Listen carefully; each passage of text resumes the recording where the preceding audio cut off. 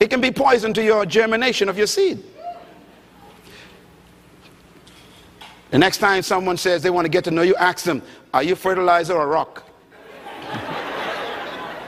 There are some folks in your life right now who are very toxic. They will pollute your seed. You'll never come out. Have you noticed that people who ain't going nowhere want you to go with them? Folks who ain't doing nothing in life want you to do it with them. This is why you got to break away from your best friends sometime to become better. You outgrow people, so know when to leave. If they keep asking you questions, it's time to go. Be with people who you can ask questions. That's how you grow. Write this down, very important. True attitude is manifested in attitude. And what I mean by that is when you discover leadership, it comes out in your attitude.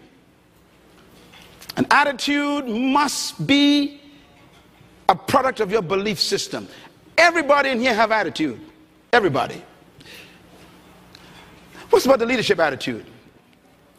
There are two types of concepts that I wrote in my book on the spirit of leadership that I try, hopefully people understand it. The first one is the leadership spirit and the spirit of leadership. Two different concepts. The leadership spirit is what you were born with. It's like the elephant being born with natural strength. Every human being in this place was born with the leadership spirit. You were born to be a leader. However, for that spirit to ignite, you must have the spirit of leadership added to it. And that's the mentality. So, leadership spirit is inherent in every human being, but the spirit of leadership must be ignited from belief system. Your ability, you never receive it, you came with it. But your ability that you were born with is trapped by the mentality that they gave you from your culture. This is why to be great, you got to divorce yourself from your traditions and your culture. Because convention makes no room for creativity. It doesn't allow you to believe beyond the norm. Matter of fact, they want you to fit in, not stand out. So society is all worked out, it's all designed for you to behave yourself. You know, I was sharing this when I was in South Africa 2 weeks ago about, I was in Germany one time, driving on the Autobahn, and my host was driving me, you know, for the first time, I went on an Autobahn. An Autobahn is a road in Germany that has no speed limit. Can you imagine that, Bahamians? I know some of you all pray for that to come to the Bahamas, but we ain't long enough for it here in Nassau. So in Europe, they got these big roads called Autobahns. And the Autobahn is unlimited speed, no signs on it, no police ever is on that place. And you can drive as fast as you possibly can, as much as you want. I had never seen one before. So this guy had this beautiful black Mercedes, pick me up. We go into another town. We go into Wilhelmshaven up north. And I went there to speak. And we drove from the town we were in. And this guy came off the side road up on the Autobahn, and we took off. And this car took off. And it just went 90, 100, 150, 170. And I'm sitting there just getting, man, I was like, this is crazy, I love it. So he looked at me, he says, is something wrong? I said, 180.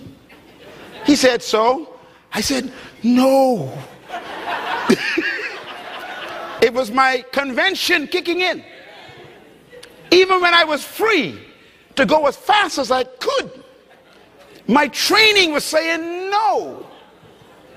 So he did something interesting. He says, at the next rest stop, I'm going to pull over, and I want you to drive. I say, yes, sir. Dreaming of this all my life. He pulled in there. He switched seats with me. Man, listen, I was like a little boy again. I pulled on that Autobahn and hit that accelerator, and I'm flying. 100, woo, 110, hey, 120, 125, all of a sudden my fear kicks in. I better stay at 125. All of a sudden I heard, zoom past me. He said, the guy laughed, he says, you're standing still. So So my pride got a hold of me. I said, I'm a Bahamian, man. No one beats a Bahamian. I'm going to catch him. And I took off, man. 125, 150, 180. I saw the guy coming closer and closer. And 190, I was right next to the guy. And I'm going, and I passed him. 200 kilometers per hour. That time I'm laughing. Yes, I got it, man. I'm ahead of the whole pack. 10 minutes later, a guy passed me. Shoo!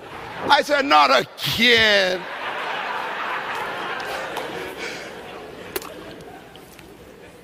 Isn't it amazing that what you celebrate, God's disappointed with?